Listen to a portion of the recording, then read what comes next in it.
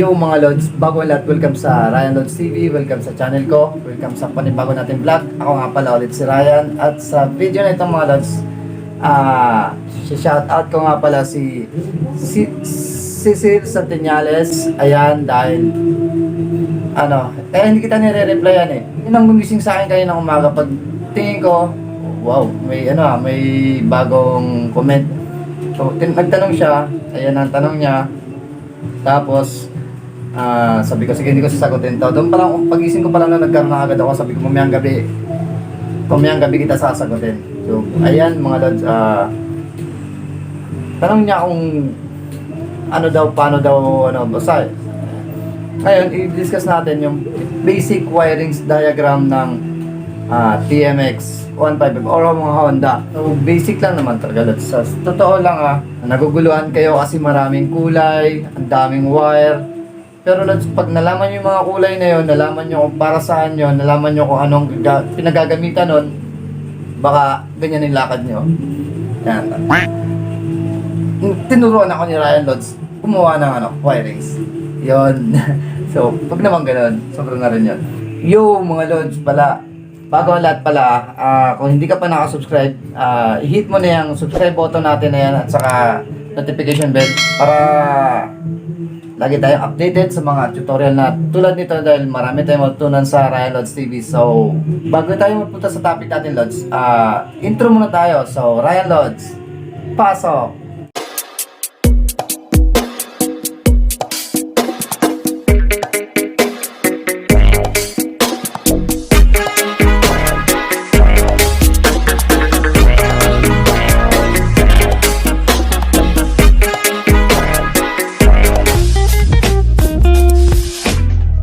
So, ngayon mga Lods, i-discuss natin sa inyo yung basic wire. Kasi sa Honda Lods, commonly, marami talagang kumuha sa wiring sa diagram ng Honda. Rusi, Racal, Motorstar, Kimco, SYM. Kimco medyo rin, tapos pampasada ng Euro. Ayan, alos sa Honda sila kumuha ng diagram or wiring, yung mga kulay. Ayan. So, ngayon mga Lods, turo ko sa inyo yung mga bawat kulay na yon. So, ayun na mga Lods. Simulan natin. So, simulan natin Lods sa battery. Ayan. Simulan natin Lods sa battery. Diba? Battery. Ang battery Lods, negative saka positive. Ang positive niyan Lods, red. Yan. Red.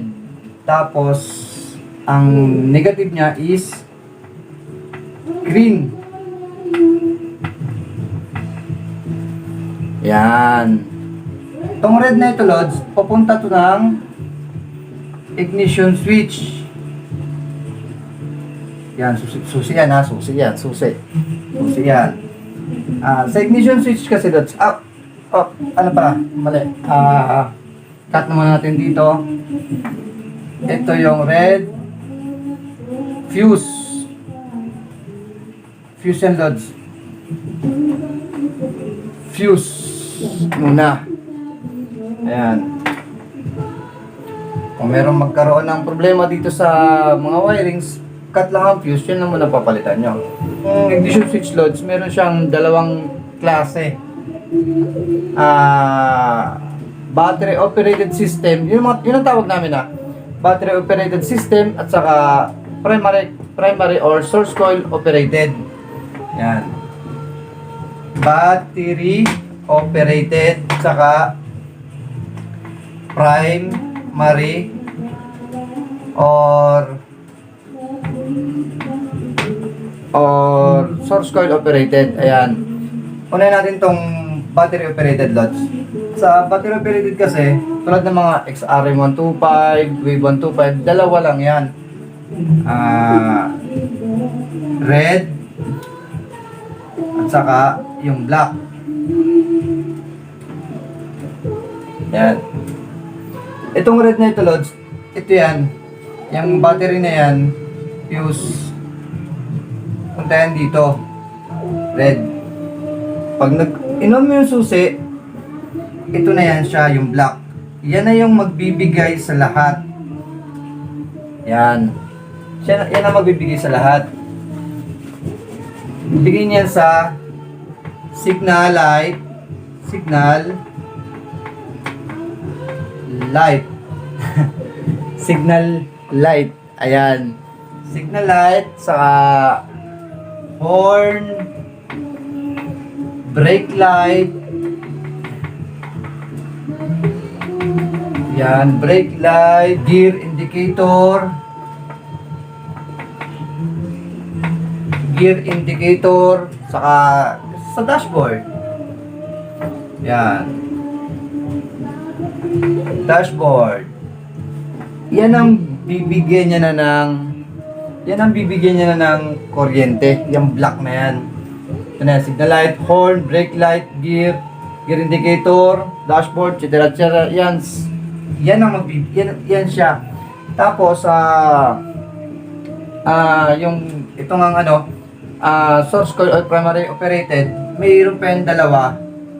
Isang ground, tapos papunta na sa CDI. Yan ang sunod natin i-discuss mo ulit. Ano yan? Black, stripe, white. Yan, papunta na ng CDI yan. So, yan, naman natin mga lods. Yan, mapunta tayo sa signal light mga lods. Yan. Signal light. Yan. Basa nyo ba? Yan. Basa nyo ba mga lods? Susian. Dito kagad tayo sa susian mga lods. Yan. Ito marunong sa talaga mag-drawing eh. Yan. Red, positive, galing battery. Red, black. Pagkuha natin ng susi, pasok ito lods ng flasher. Pasok siya ng flasher. Flasher relay, signal light relay, flasher. Ayan. Itong flasher na ito lods, mayroon dalawang klase. Yung isa yung mga pangpasada, yung pag nag-signal light, yung papain ganyan. Tit, tit, tit, tit. Ay, ganun. Yung isa, wala lang, normal lang siya. Pag signal light mo, papaingam lang. Tak, tak, tak, tak. Gumagano lang yun. So, ito naman dun sa itong wire na ito, pasok ito, to dun sa gray. Yan. Gray. Gray. Tapos, gray yan, di ba, Lods? Pasok yan sa, ito yung switch. Yan. Switch yan, Lods, yan yung sa may kaliwa. Switch. Ayan. So, ito, Lods, ito yung switch ng on-off. Yung switch ng signal light. Dito yan siya nakalagay sa may gitna. Ayan. Diba? Pag nag-switch ka sa kaliwa, magdidikit ito, lalabas siya dito, Lods. Ayan. Light blue. Light blue. Or sky blue. Yan. Ito yung ilaw. Naka-ground na agad yan siya. Tapos ito yung positive. Pag-click mo yan siya, Lods. Dito, magdidikit yan. Pasok na yan dyan. Basta naka-ground itong bumbilya. Click ka naman dito sa may kabila. Pasok na naman yan siya dito. Yan. Basta naka-ground ulit ito. Ito naman ay orange. Yan. Simple lang, di ba, Lods? Yan lang yung wiring diagram ng signal light. So, sa headlight niyan, may makikita ka ng ganun ding wire. Dudugtong mo na lang yun para sa papuntang likod. So, ayan na mga Lods, simple lang. Ayan ang diagram. So, pasok naman tayo, Lods, sa horn. Buray muna natin to. So yun mga lods, pasok naman tayo sa horn or busina. Yan. Ito. Susian, switch, battery, red. Ito yung sa natin sa switch, horn switch natin sa may kaliwa, busina ng switch ng busina. So pasok yan dito lods. Ayan. Ito. Ayan. Pasok yan dyan. Itim na wire. Tapos parang ano lang din lods, parang bumbilya lang din ang style niya. Ayan na. Ito yung busina. Ayan. Ito lods, na-ground na ito agad. Ground natin ng TMX or Honda is green. Ayan. So ganyan lang lods. Pag pindot mo nito, punta rito, na-ground na agad, busina na yan. Pero lods, ito tong ano to, correct me if I'm wrong. Parang light green ata itong ano, hindi ko talaga sigurado, lumutang ko tuloy. Ay, light green o parang light blue. Kasi ang light blue, ano eh, hindi na light eh. Yan yata lods, light green. Comment nyo na lang dyan kung mali ako pero alam ko talaga light green yan. So meron naman lods sa mga Yamaha, kasi alas kalimitan talaga sa mga nakikita kong mekaniko, alam na nila lahat ng wirings, alam na nila yung sikot-sikot. Pero dito sila sa busina nagkaka-problema. Ayan. So, may dalawang klase kasi ng system ito lods eh. Ground system at saka positive system. Ayan. Itong pang Honda lods, positive system to kasi positive ito dito, black. Yan. Ito naka-ground na lang kagad siya. Ngayon lods, normal. Sa Honda, try mo natin to. Ito.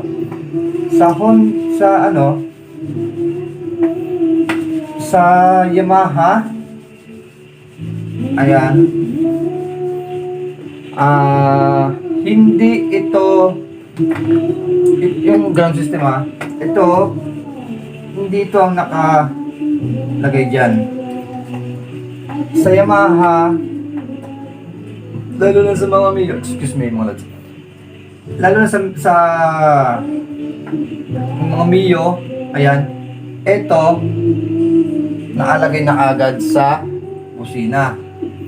Ngayon, itong switch ng busina naka-ground bago siya pupunta dito. Ganyan naman ang mga sa Yamaha. Ayan. Yan ang pagkakaiba nilang dalawa. Pure mo natin to. So, ayan mga lods. Punta naman tayo sa brake light. Brake light system. Yan. Foot brake sa handbrake. Ayan, meron yung nakaganyan dyan. Tapos meron dalawang nakaganon. Yan. Tapos ayan, nakikita nyo sa yung mga wire na sa bayan yung handbrake. Tapos may ganyan dito. Meron dalawang wire dito. Dito yung nakatusok lods. Ayan. Yan, dalawa na yan. So, ayan. Pangit-drawing ko talaga. Ito yan lods. Switch, battery. Yan dito. Kasi ito lods, ang forma nito, may spring yan dito eh. Yan, may spring yan dyan. Tapos, parang ganyan siya. Ayan. Tapos nga ganun. Yan. Yan, ganyan. Tapos ito na yung palabas na yan. Yan. Pag ito, pinasok mo ito, maghihiwalay yan sila. Ayan. Maghihiwalay ito, itong dalawa na to. Ayan yung dalawa na yan, maghihiwalay yan. Ngayon, pag Yun yung sa ano eh. Talaga ako marunong. Pag, pag nag-break ka, pag break mo, break na kayo. Wala ka ng jowa. Chokes up. Pag break mo yan, aangat ito Lods, titikit itong dalawa na ito. Yan. Bago na yan siya. Ito. Yan. Yan. Ganyan yan eh. Yan. Pag nag-break, pag nagpreno ka, magdidikit na itong dalawa to, papasok na yan sa brake light. Ayan. Ganyan na naman yan, Lods. Ito naka-ground. Yan, sa tail light, yung brake light doon, ilaw na yon. Yan. Simple lang, Lods. Sa foot brake, ganun lang din. Ayan, may spring yan pa ganun. Pag nagpreno ka, hilain niya ito. Pag hinila niya, parang nakaganyan lang din yan, Lods eh. Ayan. Yan. Ito, dito rin yung nakakabit. Tapos ito. Ay, hindi. Ito pala. Yan. Itong isa na to, black and Lods dito yung nakakabit. Tapos ito, dito yung nakakabit. Ganyan. Yan ang forma niyan, Lods. Ganyan, napakasimple lang, diba? Pag hinila ito, magdidikit ulit yung dalawa na ito, iilaw na yan siya. Yan lang, Lods. Diba? Napakasimple lang. Puri mo ulit natin yan. Yan. So, punta naman tayo, Lods, sa gear, indicator, lamp. Ayan, yan yung makikita nyo na first gear, second gear, third gear. Doon na pag, nagpapalit siya ng, talaga akong marunong sa pagpapaliwanag. Yan ba ito first gear, second gear, third gear, fourth gear. Nakalimutan ng neutral. So, ayan. Ito lahat. Ito yung ground niya. Ayan. Ground niyan. Lahat ito, Lods, naka-ready na kaagad ito sa bumbilya. Ayan. May mga sarili-sarili yan silang bumbilya. Ayan.